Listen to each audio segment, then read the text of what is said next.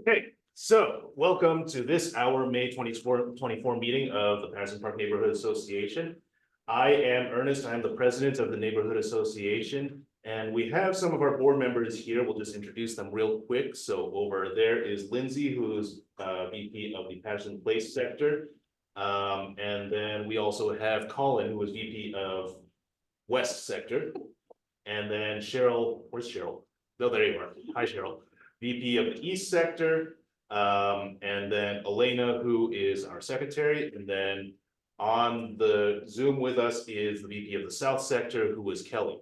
I normally do a PowerPoint presentation and stuff, but it's really not necessary here. We don't have a lot of visuals to present to you right now.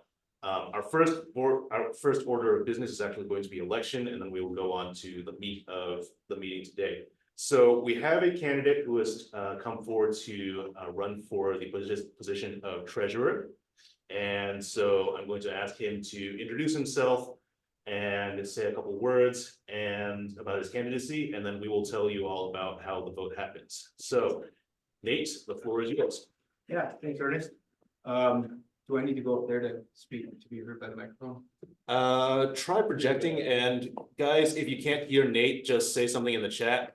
And or just stand over there. And stand by the microphone. All right. Hello, everybody. My name is Nate Baker. I live on East Pratt Street, so that's the south sector of Patterson Park neighborhood. Like Ernest said, I stepped forward to for the position of treasurer. A little bit about myself: lived in the neighborhood for about a year and a half. Moved here in August of 2022, and have attended the meetings on and off since about then, and excited to get the opportunity to potentially participate. My job, I'm an engineer by degree. I work in energy efficiency, so I work with power companies to help them help commercial businesses and residents decrease their energy consumption through appliances. Like I mentioned, I'm running for the position of treasurer. I don't have any formal treasurer or accounting experience, but I do have a bachelor's degree, pretty heavy in math, and do a lot of work in math and in spreadsheet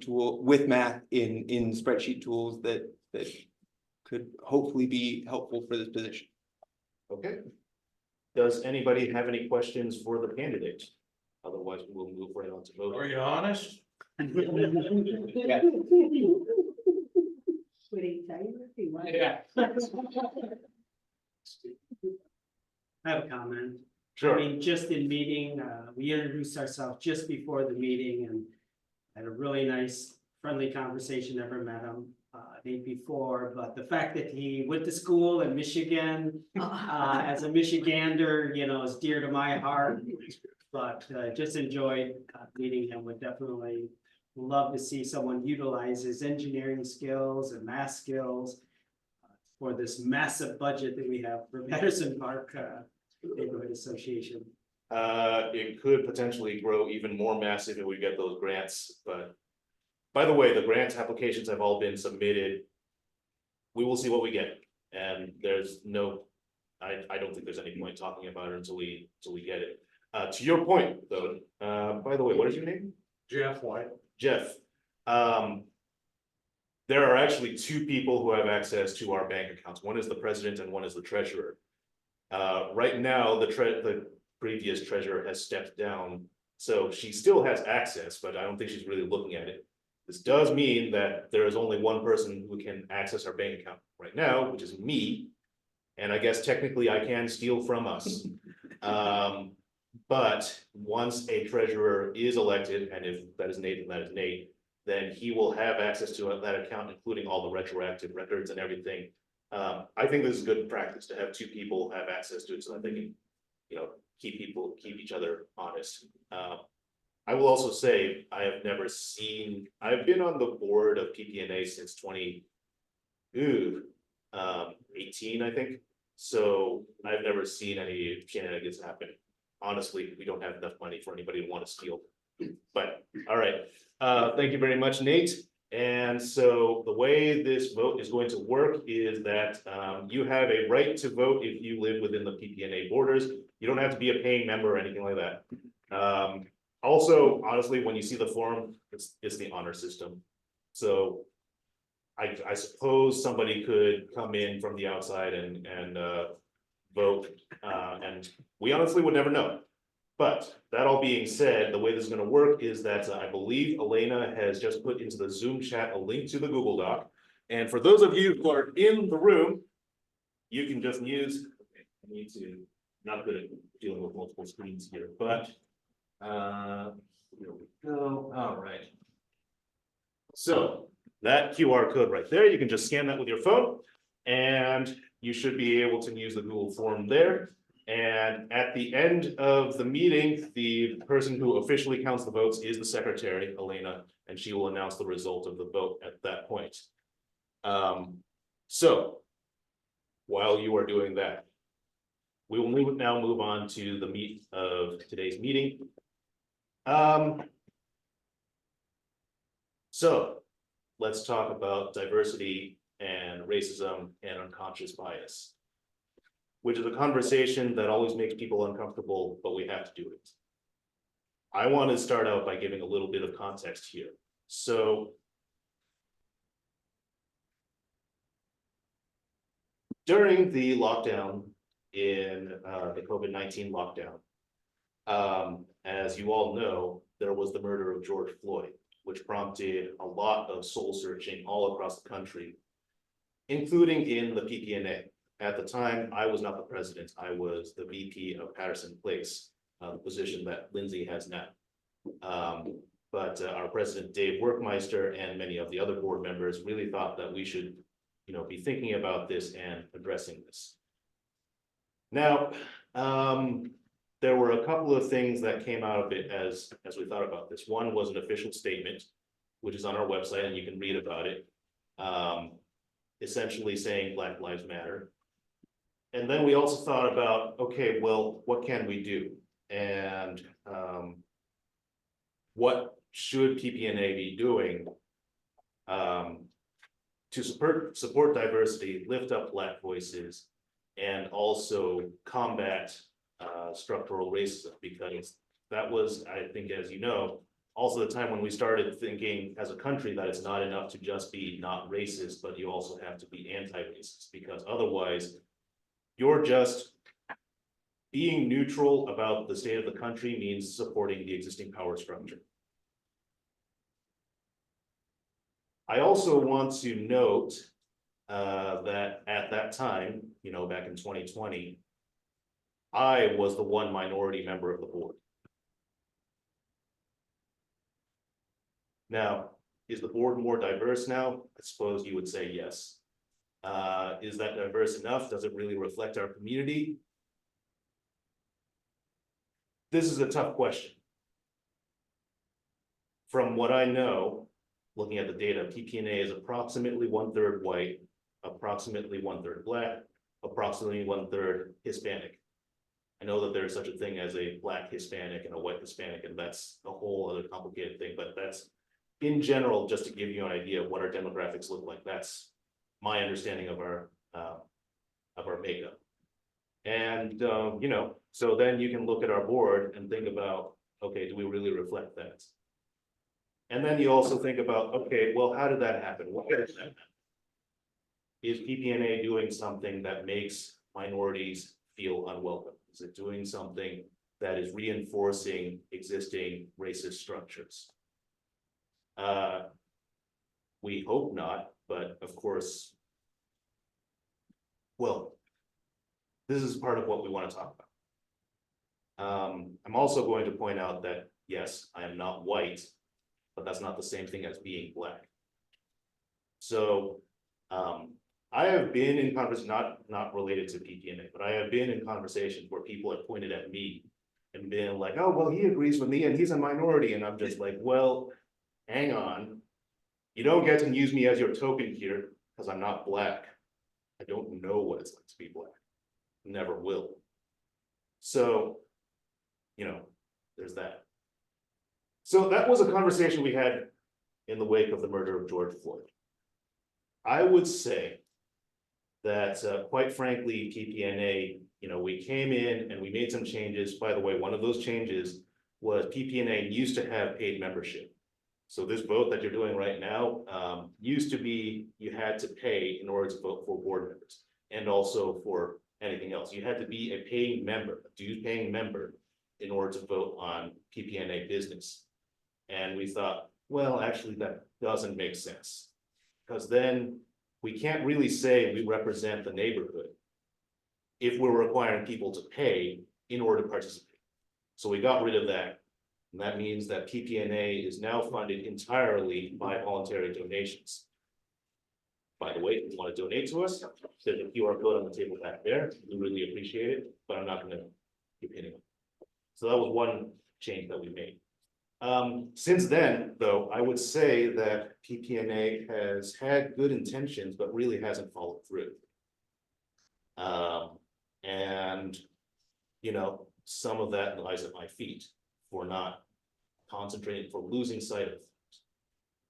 And so part of the question we have to think about now is, okay, we really want to seriously engage with anti-racism, really want to seriously talk about dismantling the structures that oppress people.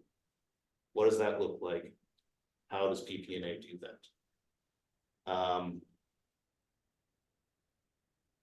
I imagine that this, again, is going to be uncomfortable for some people, but that doesn't mean that it's a bad conversation to have.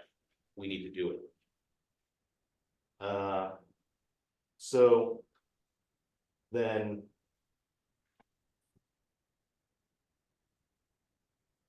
the other thing I wanted to say is that sometimes when conversations like this come up, people think like, oh, okay, is this in response to an event or something like that? And I want to say, no, it really isn't. This is something we have been thinking about and planning for several months. Now, this is America, in the words of Childish Gambino, and there is always something racist going on somewhere. So, but this conversation, this meeting is not in response to any particular event, which I think is good, because we can't wait for another unarmed person to be killed. We can't wait for somebody to be brutalized. Can't wait for, someone to have a camera shoved in their face and told to get out of here, get out of my neighborhood. We can't just have conversations only when that happens. We need to have that conversation at other times too. So with that being said, I have asked Rob here, because he was also one of the originators of this idea of this meeting, and he's going to come up and sort of facilitate the dialogue for us. So go ahead. Thanks, Mark. Just want to pull up the Zoom so that we can see if people have questions or. And if folks have trouble hearing me on the Zoom, let me know, okay? If you can monitor the chat too. Hey y'all, I think y'all, most of you know me. Sleepy girl back there. For those who don't, I'm Rob. I'm a social worker. I work for the Maryland Department of Health now doing health policy. But before I did that, I worked for a nonprofit called Life After Hate. And at the time it was known as a de-radicalization nonprofit. Now it's called a Preventing Targeted Violence organization. And my day job was helping white supremacists leave the movement. And when I told that to people, I'd often get a certain kind of response. And they'd say, wow, that must be really hard. And there were hard days for sure. There were difficult times. But I think the reason why people thought my job was hard didn't always match up with why my days were actually hard. My days were actually hard often when my clients, who often very much wanted to leave the movement, who very much had worked hard to do so and had left at great risk, sometimes bodily risk in order to do so, they couldn't get care at follow-up. They couldn't find a social worker. They couldn't navigate our healthcare system. They couldn't navigate options for care that would have helped them stay out. They couldn't find a place to belong. They couldn't get a safe community, and they couldn't get care for trauma. And in that way, their story was, unfortunately, the American story for a lot of the folks I had cared for before I worked for a Preventing Targeted Violence nonprofit. Before that, I had worked for an anti-trafficking organization where I worked often with kids. I worked for a program to help foster kids. I worked for a program to help kids facing rural poverty. I did trauma care for folks with their first episode of psychosis. And what I found was, when I sold those stories to people in my community, they wouldn't say, wow, that's hard in the same way. They didn't have that same visibility. When I was working with people leading white supremacist organizations, there was an assumption that my clients were irredeemable, that they were fundamentally evil, and that all racism that we had to deal with was rooted in these young people's hearts. And so long as I was doing my job, keeping them off the streets, keeping them out of jail, keeping them out of violence, we were solving racism. And that made it really hard because I was working often with kids. And sometimes I worked with kids who were radicalized online, and their parents didn't have the language and the skill set to understand that there was structural racism that led these kids down these paths, and it was going to be structural racism we had to deal with. It wasn't just hood-wearing Klansmen, skinheads. These were 17-year-olds, struggling with lots of stuff in their lives. And it was that background that made me, I think, a little more ready when in a meeting here, PPNA, back in October, something happened here that made me want to be here to talk about this.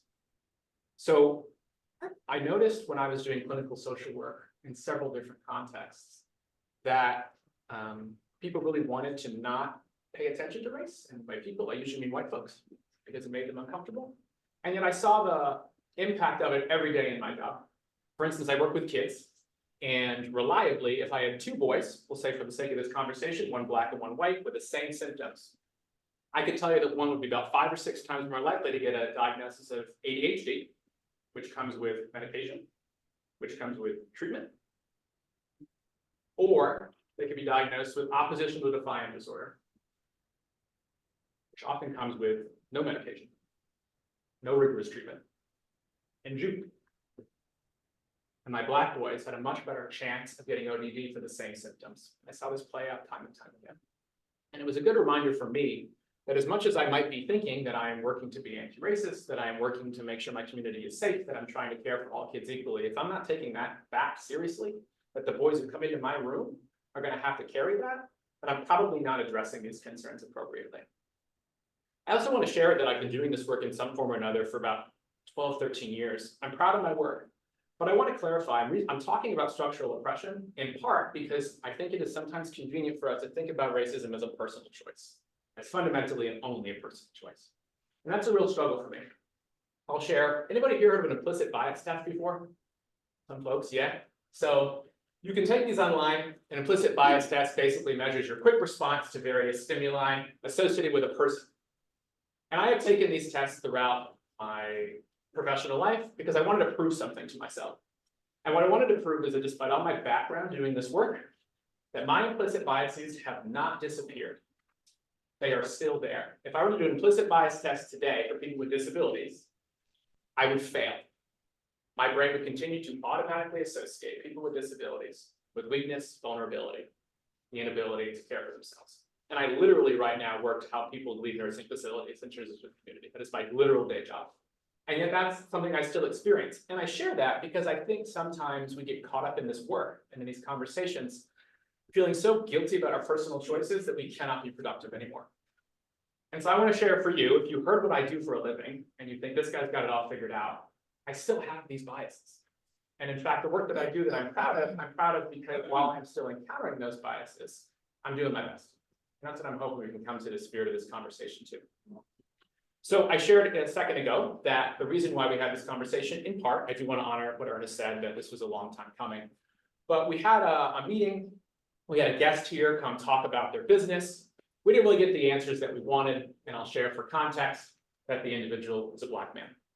And we talked for a little while after he left about this business venture, and a person on our Zoom call, I don't even know who it is, I believe they live in Virginia now, basically just stated that the person we were talking about wasn't going to pursue permitting, wasn't going to pursue legal steps in order to get their building up to code, because his people don't do that.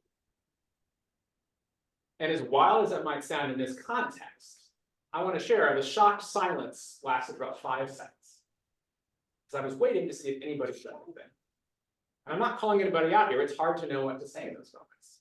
But I think we can do a better job honoring that those conversations are happening as we speak in neighborhood associations across the country. Everywhere. And after 5 seconds, I said, that's unacceptable, we're not gonna do that. Then she said something else and I said, we're not gonna do that. There were lots of reasons why that conversation wasn't productive. 0 of them had to do with this man's race. And I bring that up to say, we have a lot of great initiatives, I think, with the PPNA. I've been part of this community for 2 years and I've come to meetings for like the last 7 months. And I think a lot about safety. I think a lot about supporting kids. I think a lot about making sure our neighbors have food, making sure their power is on. And whatever initiative we come up with, whatever we agree to do, it's only going to be as effective as our community believes that we are invested in them. So Elaine and I were talking last week and we realized, and I appreciate you sharing the demographics of our neighborhood, you wouldn't necessarily know from this gathering and from our general outreach that 1/3 of our community is Hispanic or Latino. And I think one of the struggles we have is making sure that our outreach is in Spanish, which we haven't done yet, right? And I don't speak fluent Spanish, so I can't make that work, but I'm looking forward to talking to people about these solutions to make sure we can get that outreach done. I bring up that example from our previous meeting, not to suggest that this person is evil. Remember, I also have implicit biases. I deal with them every day. I think the important work we can do together is to honor that and to say we can do better and to think about what kind of welcoming community we want to be to make sure our neighbors feel like this room and this community is a place where they're actually our neighbors. And that's my goal. That's what I do as a profession, and it's what I want to do with us here today. So with that in mind, the last thing I want to ask you guys, and really the only question that I have for you, is the people gathered in this room are all volunteering your time to make your community better by being in this room. You had a lot of other things you could have been doing, namely probably eating. Yeah, literally. That's why my wife was late. We have a kid at home. We weren't sure of her stove skills. We had to get the pizza done before we came out here. I didn't get my pizza ready in time, so I'm hungry. So I appreciate you all coming out. If you're here and you're part of this community and you're activating your community self in this way, you probably care a lot about your community. And you're probably already doing things, often silently, often without notice, to help our community feel inclusive and feel like your neighbors.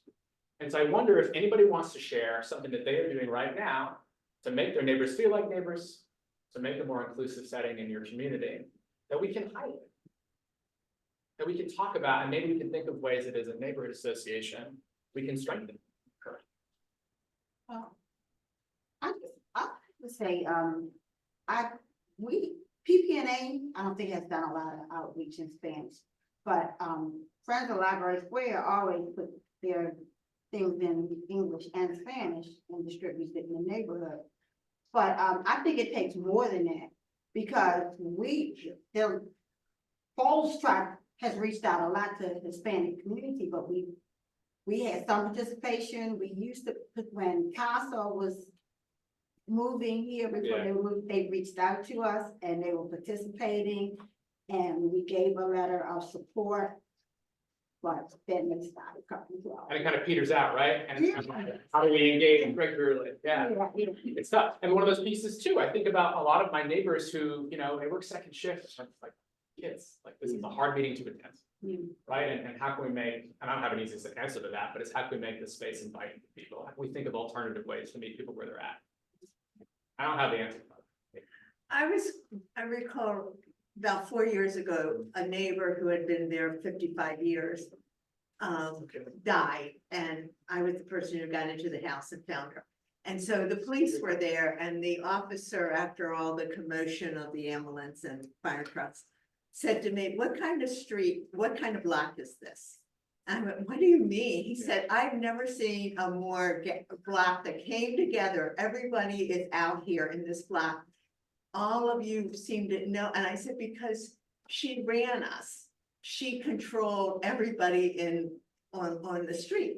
And one of the ways it was done was just by sitting outside and getting to know each other and going back to sitting on your steps or knocking on a door of a newcomer. And I think we need to, sometimes we get into programming, but we need to also find the little thing of, recently someone moved into the block and I went over and introduced myself and she said, come in for tea. Well, I almost fell through the floor. You know, I mean, who says that? Where are you from, by the way? Uh-huh. Where are you from other than Baltimore? Because my wife and I both live in Philly, which is not that far from here. But oh my gosh, the culture cannot be more different in terms of inviting people or even saying hi in the street. Well, she's from Egypt. There you And, go, yeah, so you're like, yeah. and I've lived all over the world, but that's besides the point. The point is that I think sometimes when you get to know people by their first name and you make an effort, and I think that's what has to happen with PPNA is how do you get enough of the blocks to have people being able to feel like they can go over and say hi. And there was a woman named Jenny Gobray who for years apparently gave out pineapple upside down cake on people in Kenwood.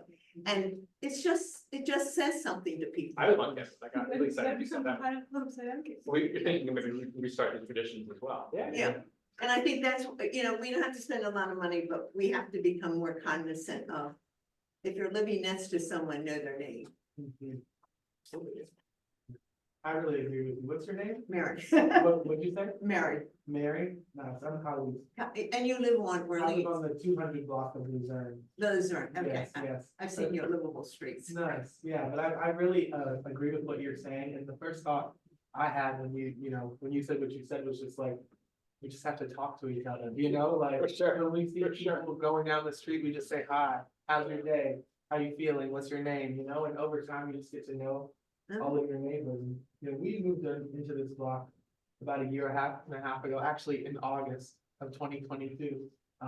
So, and just over time, we've gotten to know people and, invite people in our house. We go into other people's house and chat. And so this, same things that you're experiencing. And, we just want to have more of it. Like, we've talked a lot about different things we could do, like, a day where everybody just comes out on the stoop and drinks wine and talks to each other, or, just things to look forward to and be happy with as a community, instead of being apart, we have to be together. So, yeah, I really feel you on that. Yeah. Thank you. Hear that, we need to do more street work. I feel like Halloween is always a good time when that stuff happens, and it's like we need like a springtime Halloween. To toward that time of the year where it's nice outside again. I don't know what we can do to create that. What excuse we can create Yeah. for this, hang outside. Always welcome to 142 Kenwood. Well, if I can, my name is Jimmy, if I can, I think there's an opportunity to do kind of that stoop work every day in the state. Be outside, say hi to people walking by, you don't know, like introduce yourself, like you just did great, I think that's really cool. Yeah, so I appreciate the conversation and continue to know that sometimes, at least for me, I know sometimes I say things incorrectly. We may mess up and acknowledge that I'm not perfect when I'm saying hello to people or when I'm trying to tell my thoughts and, that's not great, but I can get better and I can acknowledge where I'm at now and try to improve. Yeah, for sure, right, no perfect in this. That's not my neighbors. We went, a few weeks ago, we went to, well, there's a bunch of people over on, we moved in January. And Louisa knows a guy previously from work, so he was on Milton. Those people, those guys are like, they do everything together, Well, somehow they got connected with a woman over in Butcher's Hill. And it was a Saturday afternoon of the wine festival. So we went to that and we walked across the park and went to this other, but this woman she invited people, potluck. She had a canopy thing. She blocked off 3 parking spaces, which That's awesome. I'm not sure how that went over. But anyway, she had musical instruments. She had a piano, ukuleles for the kids. It was a very kind of concentrated little thing, but it was like, hey, it's spring. Let's, when you come out of your houses, let's make some music and eat food. So that's a very small example, but I thought it was way cool. It's awesome, yeah. And there were some cross conversations with the people from, the Milton gang and Butcher Hill. And so we may start doing stuff. Yeah, right. Movie night was mentioned, things like that. They're awesome ideas, yeah. I love that. Another good example. Yeah, right, something that seems small, but it's so huge, right? I mean, we have so many countless interactions on our block in Kenwood with people who are like quietly doing incredibly valuable work. Yeah. People who are making sure that people get fed on the block, making sure that there's power out, they know how to get into services, making sure kids have a backpack. And it's like, sometimes I have found in my social work career, I was taught to kind of be quiet about the work. that makes you an altruist or something. I've never believed in altruism. I selfishly enjoy much of my work. I think it also sets a poor standard when you imagine altruism. But my reason I'm saying that is I want to celebrate those moments. I want to give people a model of how to do this better. Right? The perfect's not what we got to do. Yeah. Hello, I'm Monique from Rex and Parks. So I know that our building has been closed for a while, and I just wanted to come and give everybody an update that Virginia S. Baker should be rolling back out in the summer. So I would like I'm coming to the meeting to say, hey, take down my email. If there are any programs that you guys want to see in the park, definitely let me know. Because my supervisor is pushing me to make sure that the community stay well connected. And you guys can utilize us for that branch to make sure y'all getting whatever y'all need out in the community, okay? Yes. Is it okay for us to give your email out to the community? Yes. Okay, then I'm gonna ask you to, so Elena over there is taking the notes, and if you could give your contact information to her, we'll make sure that goes out to social media, email, and everything else. I think she does. You have my email, right? I'll take it down again. Okay. Right. Thank you so much for coming. Yeah, appreciate it. So the pool will be open. Everything is squared away. I believe they painted. They're testing the pump and everything today. So it's slated to open Memorial Weekend, I believe. Oh my gosh, on time too. You want water aerobics? Yeah. That is very good news. Hey, Elena. I do also think that just building communities, like having those kinds of events so that you do get to know each other. I want to shine light. Colin runs bike parties. Katie is organizing a cleanup in Highland Town. There's all these kinds of different events where you can get to know each other in like more personal settings and like more interest. And so we can run more things. How did things go with the doctor today? Well, it's not arthritis, it's, like, Thank God it's all right. We're happy for you. Take your collagen. Someone raise their hand. Yep, okay, sorry, Elena. No, that's great. That's good. Elena, you good or? No, that's good. I think that's all. I think it's just like getting to know each other and like these kinds of forums, it's like we get to talk, but we don't really get to know each other. And a lot of what we're talking about is oftentimes like rooted, unfortunately, like in complaints. So in like doing stuff that's fun, that's like biking or like being outside, or I'd love to like maybe do like a trivia or board game night or like some kind of open mic in the neighborhood, just creating more third spaces. Like we're so lucky to have the park nearby. That's how we like build community and like move forward. Okay, so somebody on the Zoom has their hand up, DM, I don't know what your full name is, but hi, you have the floor, go ahead. Sorry about that. Can you hear me? Yes, we hear you. Great. I'm actually in South Carolina right now, supporting my mother after her surgery, but I moved to Baltimore September 2022. And I came from the Northern Virginia area, DC area. I gotta tell you, I've loved every minute of Baltimore. What you all are doing here is tremendous. It's great. Here I am away from Patterson Park. I'm on the Zoom with you all. I drove around at night looking for areas where I want to live because at night less traffic. I want to get a real sense of the neighborhoods, and I just fell in love with Patterson Park, Highlandtown area because of my career and background.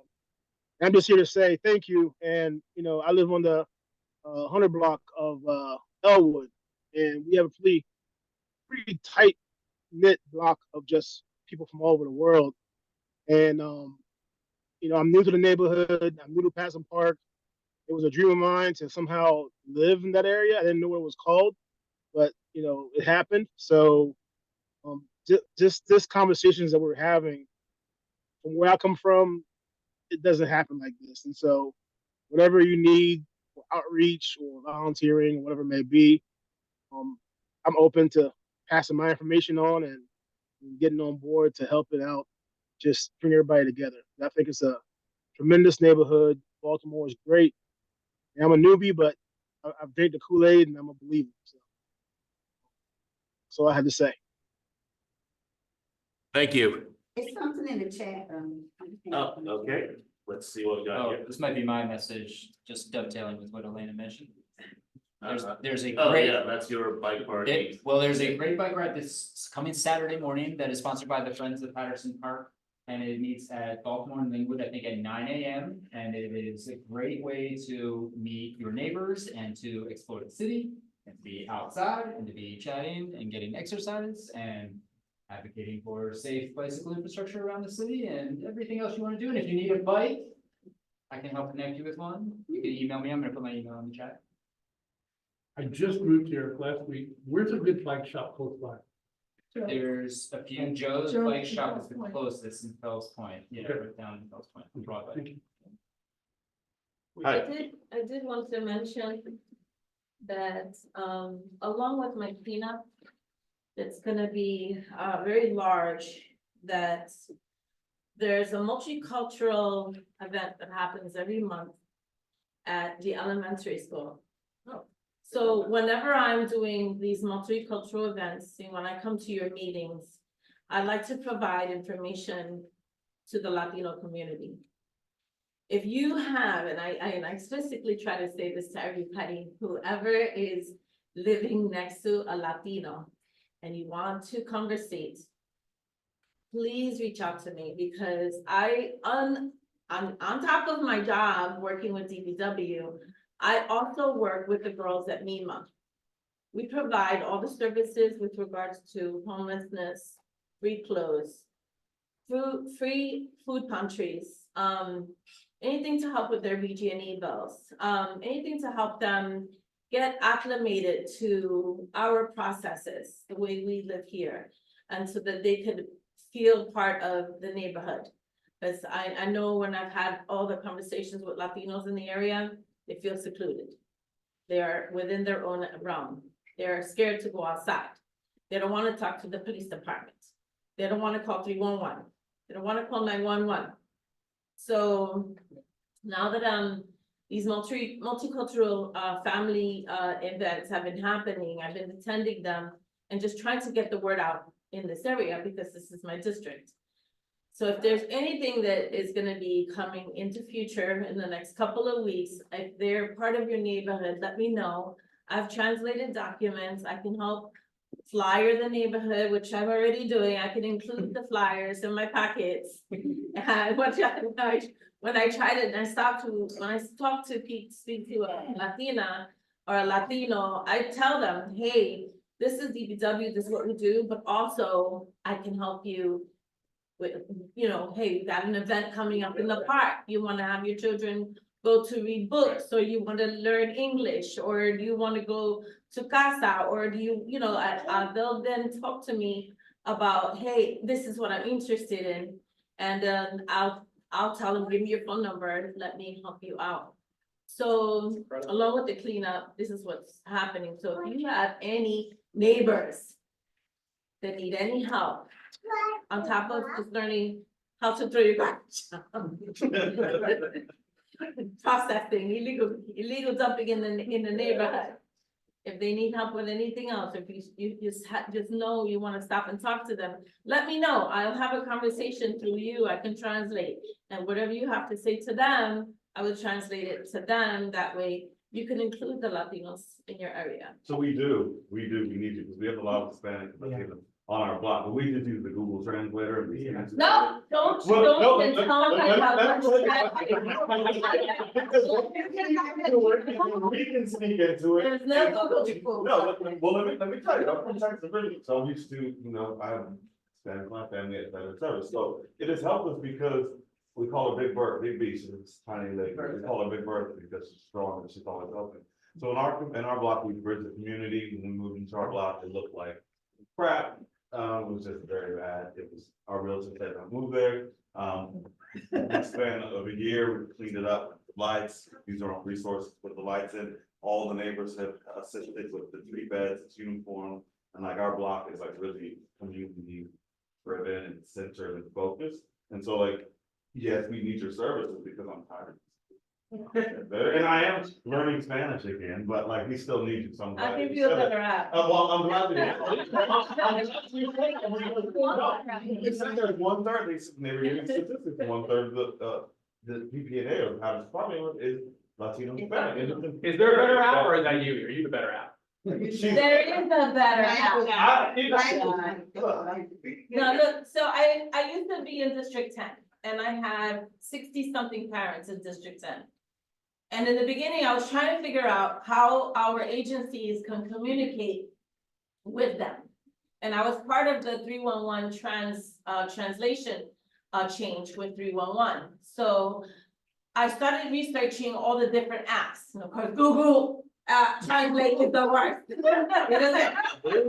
If you want to translate a word, you can translate one word, but you can't translate an entire sentence or an entire paragraph. You can't do it. It's it's backwards. So I went to translation devices and I found the one translation device that actually is on spot. It's pretty good. It just depends on your dialect. Another thing, you can change that, but that's okay because most of us Latinos will understand any words in other dialects. We're okay with that. But this one app. What's it called? It's called Say Hi. Say hi. Okay. It is a really good app. Thank you.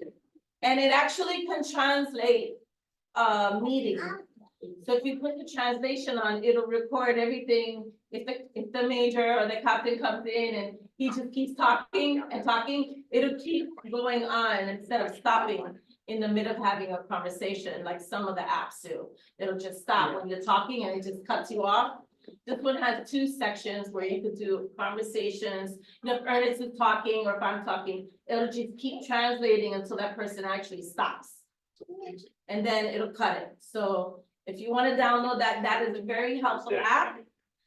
It is really good, but if you want to translate, you just have a hard time just going back, you could give me a call. I'll be in touch. Depending what it is. I have wrestling social worker face and I usually get asked for things and I'm gonna need your help, so thank you. I'm gonna end, but thank you. I appreciate you all. Please talk to me. So I'm actually gonna give this another, I think we'll be okay for another 5 minutes, but I just want to say, so again, I'm gonna give us another 5 minutes. Obviously, we don't have all the answers here, we won't. So I'm gonna call on, I'm gonna give you the floor in a second, Mary, but I also want us to think about like, okay, how do we continue this? Because, I'm sorry? I said I had my hand up a long time ago. Okay, all right, I'll call on you and then call on Mary, but, I don't want us to end up in a place where we have a meeting and we have all the best intentions and then things fizzle out again. So I would like to also think about like, okay, how do we sustain this? I'm not saying that you have to address that right now, but maybe this means that we dedicate 10 minutes of every meeting to talking about these issues. Maybe it means we form a committee. I don't know. I will say though that I would like this to be something that is like a structural change to PPNA as well. That lasts, I am not going to be the president forever. But if I can do something that puts us on this path and lasts beyond my tenure, I will consider myself to have done a good thing. All right, anyway, Cheryl, go ahead. Okay, before Cheryl goes, let me finish my statement. Wait, we got caught up in the app. It's cut me off, so real quick, Cheryl, let me finish, young man, it's still special. So we were talking about this past when we got and I'm gonna talk about so here's what I'm saying. First, we want to get community engagement, right? For part of the PPNA, we want to get people engaged. We want to speak to our neighbors. Everyone had very valid points. How do we do that? We touched on talk to neighbors. Don't be afraid. As Ernest said, we have to talk about things that are tough. Little experience background. We walk through Patterson Park. We walk from our block to the park every day. Every single day we were in Library Square in Patterson Park. When people see us, because we're 2 Black men, they're afraid instantly. Their faces. As soon as they see us hold hand, their whole demeanor changes. Hi, everybody, right? So this is, I'm telling you, this is what it is. So what we have to think about is we're all raised a certain way. We all have our biases. We all have the things that we're talking about and thinking about in our head. Honestly, try to put your shoe. your shoe, or yourself in the other person's shoe. Think about giving love and kindness. If you operate from a place of love and kindness, you can't go wrong. You really can't go wrong. And this community, like we were talking about, maybe everyone cleaning their stoops together, everyone cleaning the neighborhood, the street sweepers don't always come on certain blocks.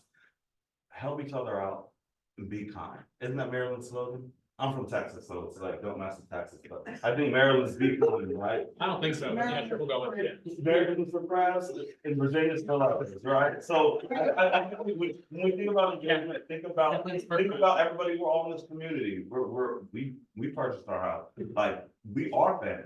So we need to start acting like it. You don't always love your family. There's a lot of family I don't like, but I still respect them and love them. So let's just operate from a place of love and kindness. Now, young lady. I'm telling you, either.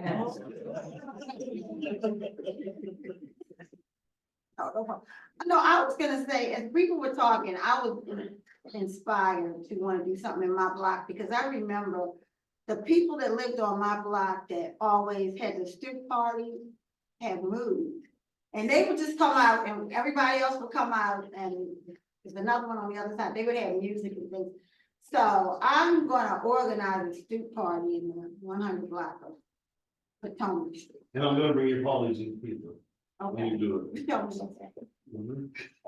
You tell me what you're doing. So I was gonna suggest, along with how Ernest was going, if on the website, you could ask people if they're speaking, like, if they have skills in Spanish or in French or another language, if they could put themselves down, I'd be happy to go to a block and speak in Spanish to your neighbors or something like that.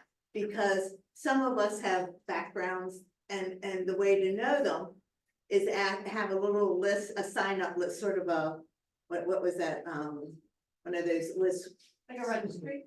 Yeah, a registry of, I'm bilingual, who can, if you need me, I can help you, socially, not to solve a major problem. But I think that way, all of those people would feel connected also. It would give them something to do. That's a fantastic idea. Thank you. Anything else? Okay, we got some people in the chat.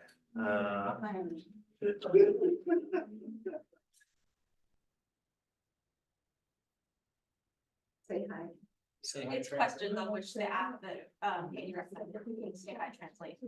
Oh, they did.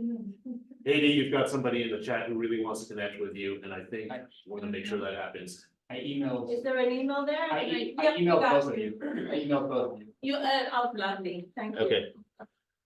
All right. So like I said, this will be a continuing conversation. I intend to keep thinking about this.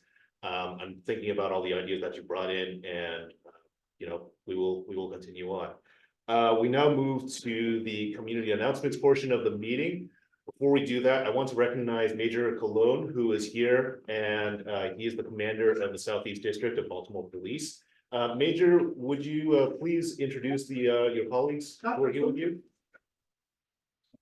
You're that, seat now.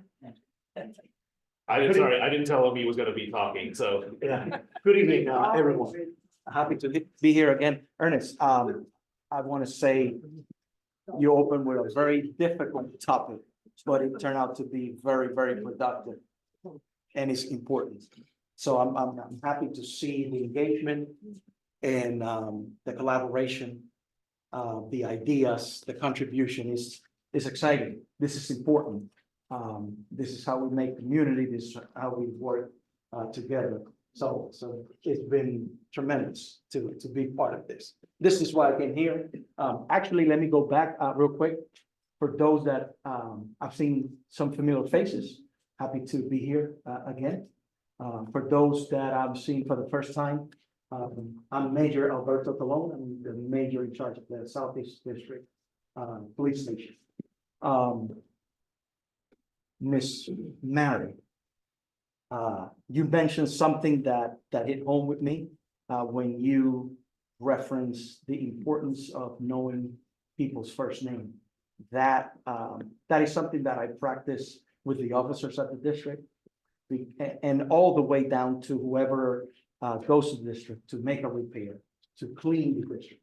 It changes the environment. It opens door and take down walls. Very important. That resonated with me. Sir, your name? John, Don. Nice meeting you and welcome thank you to very the much. city. Welcome to the neighborhood. Thank you. I'm not gonna take much time. I don't know, you had this for an hour, is the typically? Well, they kick us out at 8 o'clock, Okay. so. And I know, I don't know if everybody have met Sergeant Johnson before, but if not, he's the sergeant in charge of our NCO officers. I know you have your portion. I'm gonna give you the floor shortly. And the first time I was here, I think one of the things that we talked about was getting that connection with the officers and getting to know who patrol your neighborhood and the such. So here with us today is Officer Evans, great officer. Sometimes it's challenging due to the call volume and typically when the meetings take place, that's where we have the higher number of calls that we have to service.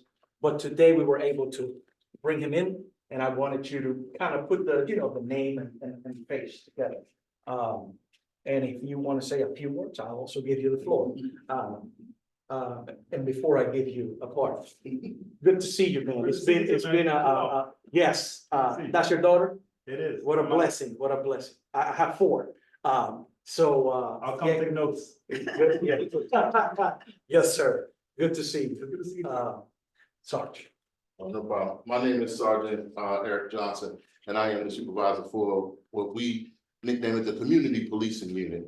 And basically that's the neighborhood coordinating officers. And basically we go out to the community and we do formal and informal engagement, as well as collaborating with business owners, stakeholders, everyone. So, basically we're here for your services, your concerns, your needs, complaints, things of that nature. And we try to bring, like Ernest was saying, the collaboration back with the citizens to the police.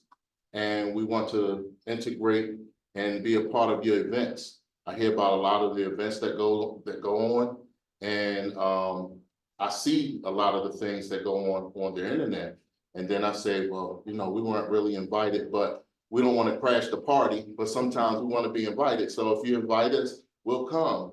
And then we'll share. We have a lot of things to share, whether it's crime prevention tips or just helping out, lending a hand, or giving out, we give out these steering wheel locks for the cars now for the, stolen vehicles, the Kias and the Hondas, things of that nature. So, we want to be a part of the community, and we want to have a good impact on the community as far as policing goes, at least 21st century policing. And Ernest, I don't know how much time you gave us, but the crime, you wanted me to call out how much is for you, just. Yeah, I think, maybe another 2 minutes or so. Okay. Yeah, we don't have that much time. Okay. I'm so sorry. Well, then I'm gonna So wait a minute, before you said you want to be invited, so the previous captain had her phone number. So you give me a number to call and we'll invite you to Absolutely. event. Absolutely. Y'all always come when we call you. We'll go through the emailing process, and all the events, I'm sure that Ernest and the secretary, they will put out the events, and we could actually come, when it's good timing for us and stuff, because we do try to support at least 29 other neighborhoods as well. So we have to have a balance somewhere. So it's not like, oh yeah, you got an event and then we can show up. Sometimes we have to find a balance because we're doing a host of things. The Major could tell you from day to day, it's like it'll send us a whole lot of tasks, and we have to accomplish those tasks as well as do enforcement, as well as do community engagement, informal and formal engagement. So we at least try to spread ourselves out and make it happen. How's everybody doing? I'm also Evans. I've been with the department for about 6 years now. I typically patrol this area, so I am familiar. One thing I wanted to piggyback on with what y'all said was just even for officers getting out to know people in the community. Like, I think that's really a big step for officers as well. Other than that, I don't really know much else. I'm glad that y'all are here because, you know, we can be honest, the police look at a bad rap. And before we moved here, I was living in Ward 8 in DC, and I was very heavily involved with community engagement. I worked with returning citizens. I was working for the federal government doing therapy for returning citizens, working for CSOSA. And so I think that, you know, engagement makes the difference. And I think Rob was saying that he, you know, social working background, people do change. You know, people do change. Sometimes people are truly a victim of their circumstance. But like, I think there's a way that moving forward in 2024, the engagement can shift towards something great. And we can all choose an area by working together. So I think that's great. Absolutely. Thank you very much. Thank you. Other community announcements. So I know we've got a bunch. There were two who told me that they were going to be making, you know, some announcements. So first, go ahead. Hi, Sam. I am just announcing about a petition, that I would like to see if people are interested in signing. It is about getting a ballot question, getting a question on the ballot for this upcoming, election in November. And it is for, the With Us, For Us campaign, which is an organization that's working to get, the large nonprofits in Baltimore City to pay pilots, which is payments in lieu of taxes to the city of Baltimore. Large nonprofits and all nonprofits don't pay property taxes, but we know that the large nonprofits have a huge amount of property within the city and also are making a lot of money. One of those nonprofits, PPNA, that rhymes with Mons Hopkins. Yeah. And so. Yeah, Ernest Johns Hopkins. So not only Johns Hopkins, but also University of Maryland is another large nonprofit in the area that does not pay property taxes. And so what they're trying to do is they're trying to get a payment in lieu of taxes to the city of Baltimore that would go to a community wealth fund that would allow the communities that need the money to identify how they want the money to be utilized within their community to help those communities continue to grow economically, as opposed to having businesses come in and have investment. They want people in the community to be able to use the money to be able to then see their community improve and get better in the ways that they want to. So if you're interested and you are a voter in the city of Baltimore, I would love for you to come find me afterwards and sign the petition. The petition, I think we need 10,000 signatures. I don't know where we are at all, but it closes in July. Yeah. It closes in July. So I think we're making our way. So, and we also talked about this a little bit. We will be discussing this more in depth at our next meeting, but as Sam said, time is running, so we wanted to get this into your minds right now as you're thinking about like making sure that the nonprofits who own a lot of, or the people who own a lot of property in the city are also paying their fair share. So thank you for that. We also have an announcement from the Livable Streets Coalition. Should come up so that I can see and be seen. So good evening, everybody. Hi, I'm Delegate Robin Lewis. A lot of you I know, some of you I don't. Good to be here. Thank you for making time on the agenda. So I'm one of your state delegates. I'm also your neighbor. I live on unit block of North Potomac Street, down a block from Miss Cheryl. And I'm also helping to lead an initiative called the Livable Streets Coalition. The idea behind the coalition is to bring neighbors together across some of the historic boundaries we face. Those historic boundaries, a lot of them are defined by racist residential policies of the past. Fayette and Orleans Street, for example, are racist red lines, residues of the past that divided Black East Baltimore from white Southeast Baltimore. And lo and behold, surprise, that boundary is horrible, is dangerous, is deadly. Fayette and Orleans are terrible sources of ugliness and health harms in our communities. So the coalition is looking at ways to slow down traffic, make the streets nicer, reconnect communities. And after working together for almost 5 years, we finally got a project that we've designed that will pursue a grant. And we're looking at the opportunity to improve connectivity to Library Square. There's a lot more we really want to do, but what's possible now is a grant through the Bernie program. That's the Baltimore Neighborhood Reinvestment Initiative. It's a state grant. And Livable Streets Coalition is going to sit down and start drafting some ideas for a grant proposal. We're meeting this coming Friday. So a couple of you in the room are going to be there already. But for those of you who aren't, please stay in touch. You can follow us on our Facebook group. You can contact me anytime. You could just Google Robin Lewis and find me, because I have no privacy anymore.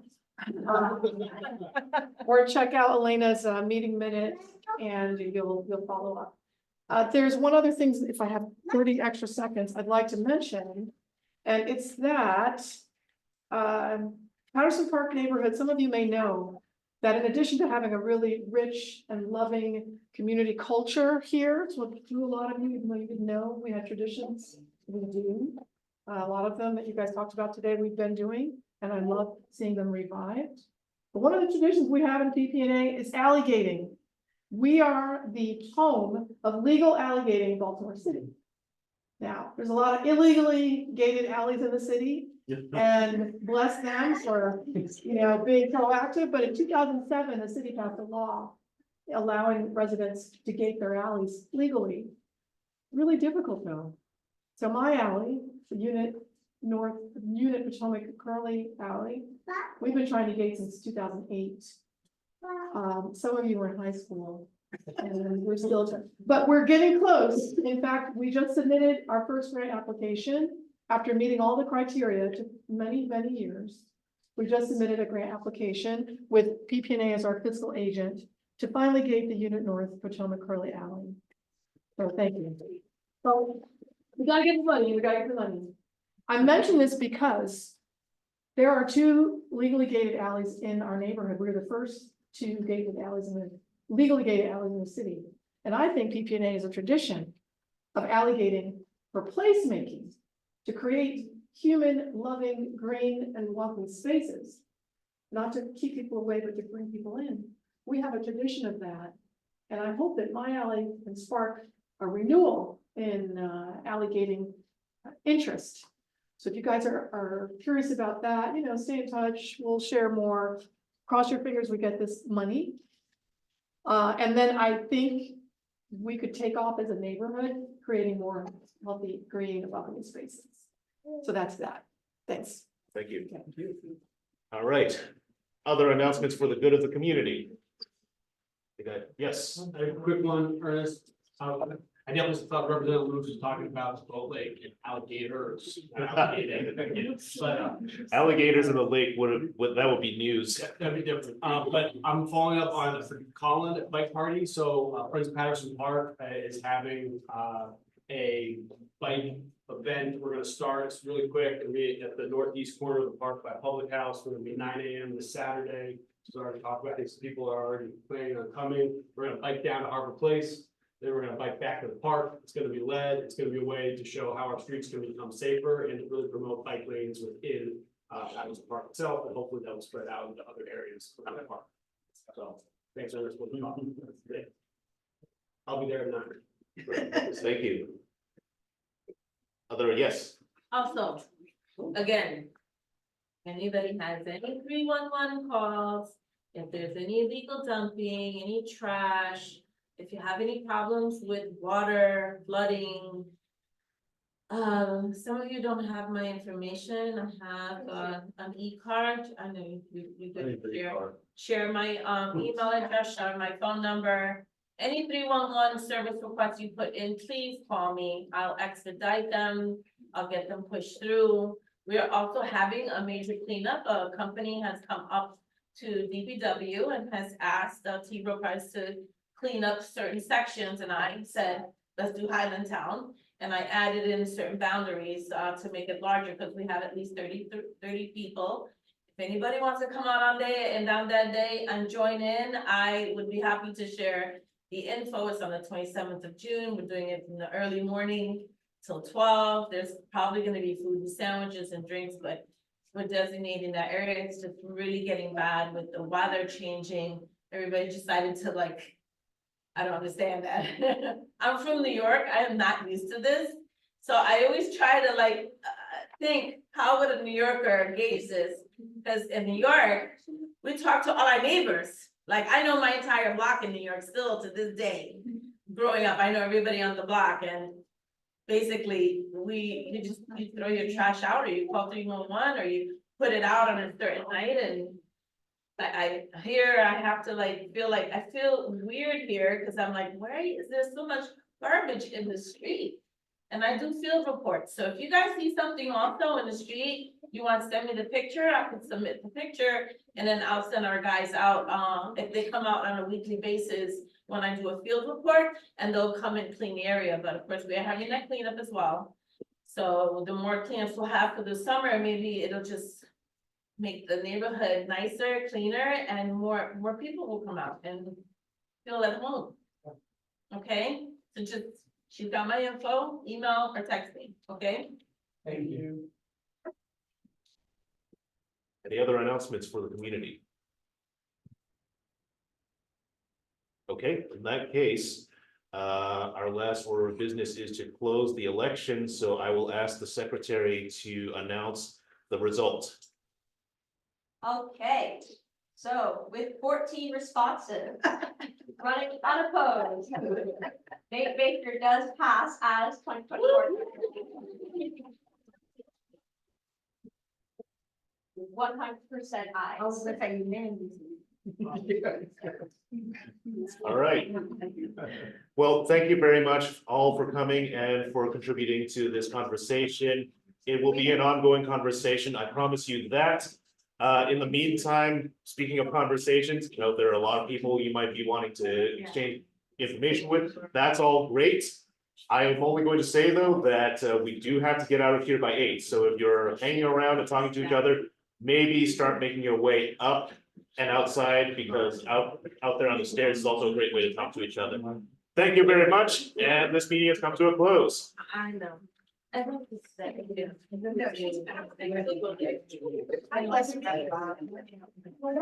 Sorry.